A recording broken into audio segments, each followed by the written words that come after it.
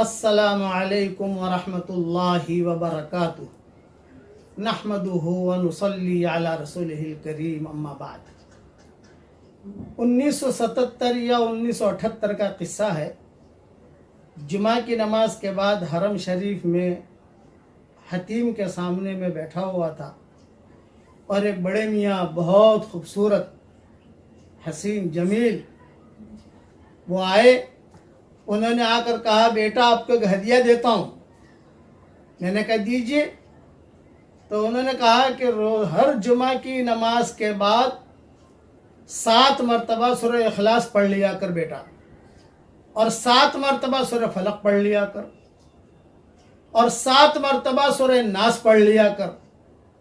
تو اگلی جمعہ تک اللہ تعالی ہر برائی سے، ہر بری خبر سے، ایکسیڈنٹ سے، مکروہ سے، بری بیماریوں سے اللہ تعالیٰ تیری حفاظت کرے گا۔ وہ بڑے میاں کہہ کر چلے گئے۔ میں نے اپنا عمل بھی شروع کیا، لیکن میں کسی کو بتاتا نہیں تھا کیونکہ میرے سامنے حدیث نہیں تھی۔ انہوں نے بات بتائی، اسی وقت ہمارا سفر ہوا تھا 1.5 سال، 1.25 سال کا، پورے سفر میں پڑھتے رہے۔ لیکن جب کتابیں دیکھنا شروع کی، کتابیں لکھنا شروع کی، ترجمے کرنے شروع کیے، کتابیں دیکھنے کا موقع ملا تو یہ حدیث ملی۔ اس لیے آپ سب حضرات کو یہ میں بھی بتا رہا ہوں کہ ہر جمعہ کے دن، جمعہ کی نماز کے بعد یا ظہر کی نماز کے بعد، خواتین ظہر کی نماز پڑھتی ہیں ہمارے ہاں، فوراً پڑھنے کی ضرورت نہیں ہے۔ جمعہ کی نماز کے بعد سنتیں پڑھ لی، تسبیحیں پڑھ لی، اطمینان سے فارغ ہو گئے۔ آج کل چونکہ یہ حالات کی وجہ سے کئی جگہوں پر جمعہ ہو بھی نہیں رہے ہیں، ظہر پڑھ رہے ہیں۔ شرط ہے اس میں جمعہ کا ہونا شرط ہے۔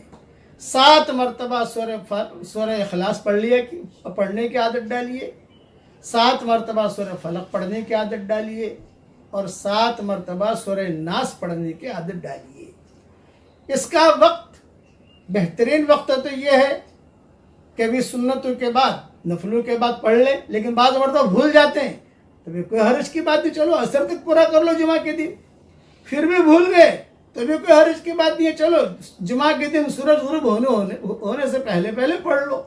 تو اس کی عادت ڈال دیجئے، تو اللہ تعالیٰ کی ذات سے امید ہے کہ انشاءاللہ اگلے جمعے تک اللہ تعالیٰ کی حفاظت میں رہیں گے۔ یہ حدیث ابن سنی میں ہے، اور میری کتابوں میں اس کے اور حوالے بھی میں نے لکھ دیے ہیں۔ یہ ساری تفصیل میں صرف ایک شرط ہے کہ جمعہ کا دن ہونا چاہیے۔ اب تو جمعہ کے دن چاہے اب جمعہ کی نماز پڑھیے یا ظہر کی نماز پڑھیے بس۔ اور اب یہ ویڈیو فوراً آگے بھیج دیجئے، جتنے لوگ انشاءاللہ پڑھیں گے آپ کو بھی ثواب ملے گا، پڑھنے والوں کو بھی ثواب ملے گا انشاءاللہ، اور مسلمانوں کی ہر شر سے حفاظت بھی ہو جائے گی۔ اللہ تعالی ہم سب سے راضی ہو جائے، آمین۔ وآخر دعوانا الحمدللہ رب العالمین۔